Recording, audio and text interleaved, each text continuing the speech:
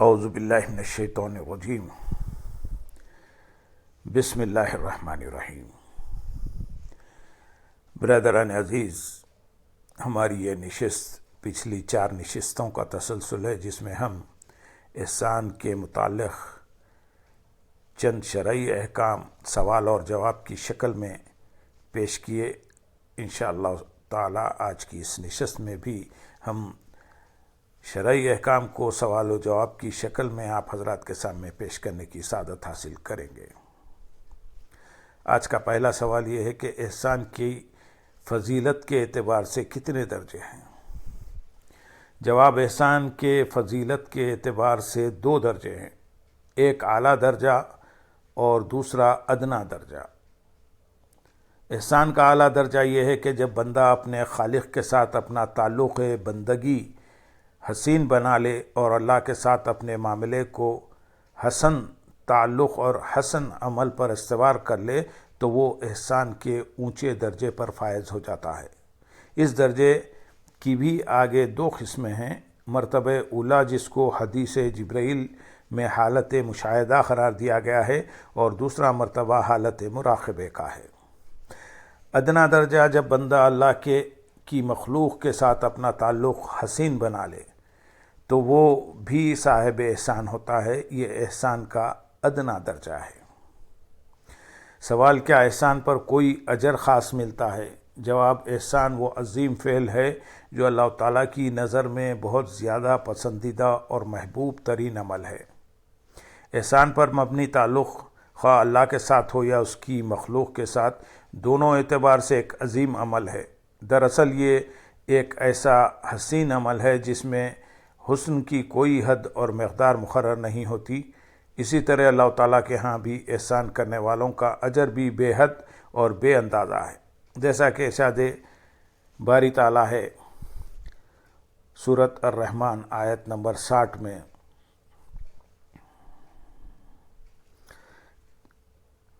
کیا احسان کا بدلہ احسان کے سوا کچھ اور ہے؟ اس لیے اہل ایمان و اسلام کے لیے تو جنت نہار اور جنت عدن کا وعدہ فرمایا گیا ہے،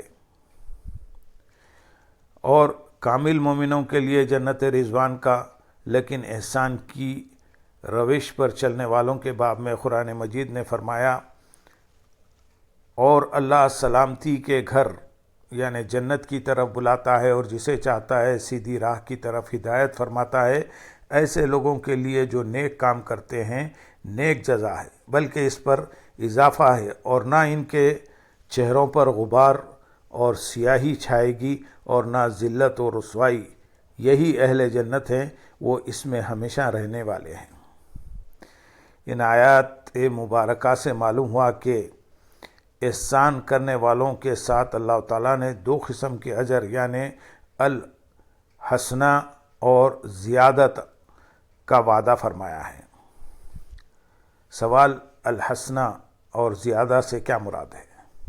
جواب: تمام مفسرین قرآن اور ائمہ محدثین نے الحسنہ سے جنت قربت والی لی ہے، اور یہ دوسرے درجے پر فائز احسان والوں کا اجر ہے، اور اعلیٰ درجے کے احسان پر قائم لوگوں کے لیے اللہ تعالیٰ نے فرمایا ان کے لیے اس سے اور بھی زیادہ ہے، یعنی جنت تو ملے گی ہی، مگر ایک نعمت اس جنت سے بھی بڑھ کر ملے گی، اور وہ دیدار الہی ہے جس کا کوئی بدل نہیں، اور وہ صرف اللہ کا فضل و احسان ہے۔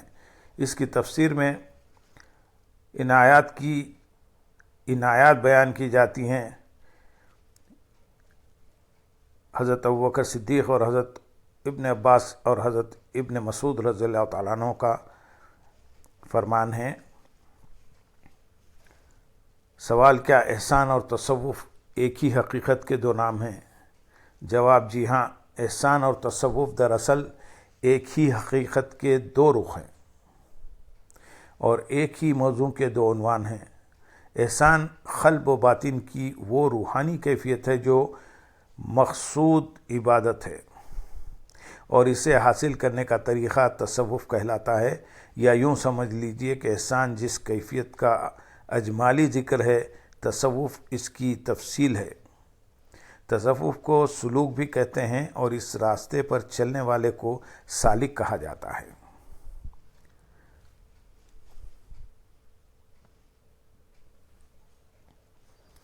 سوال: اگر تصوف ہی احسان ہے تو اس کا نام بدلنے کی ضرورت کیوں پیش آئی؟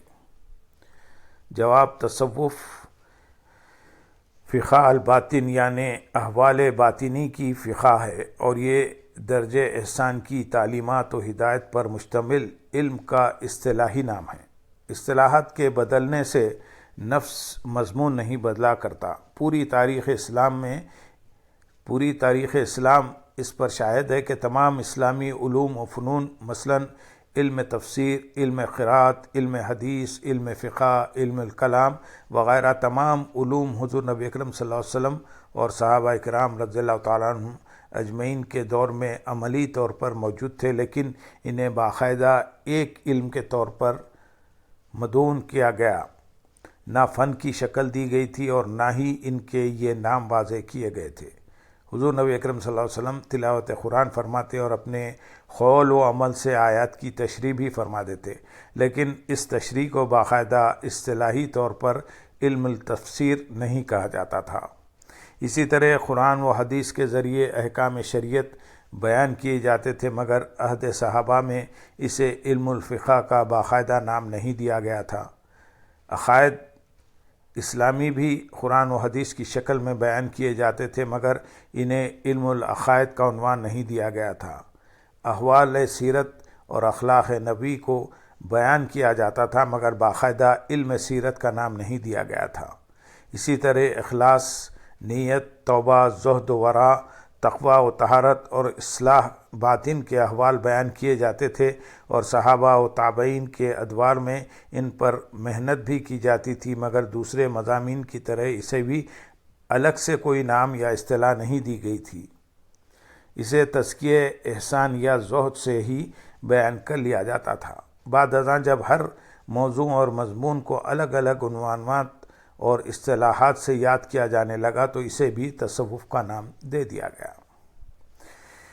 تصوف کا لغوی معنی و مفہوم کیا ہے؟ جواب: تصوف کے مادہ اشتقاق کے باب میں مختلف اقوال ہیں، تاہم ہم یہاں اشتقاق بیان کرتے ہیں۔